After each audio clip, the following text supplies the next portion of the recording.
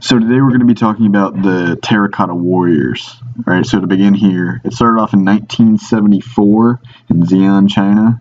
Some common workers were digging a hole for a well. They found one of these bad boys in the ground, and then that prompted further excavation. So they dug up a bunch of different tombs and found thousands of these laying around. As you can see here in this video, these warriors were they're basically buried as warriors. They were covered in armor and had weapons and cavalry and horses and all that.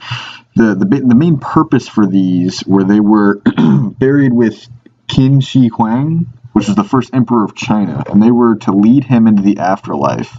So each one of these warriors, actually, it's pretty cool. Each of them has a unique face. No one is just like the other.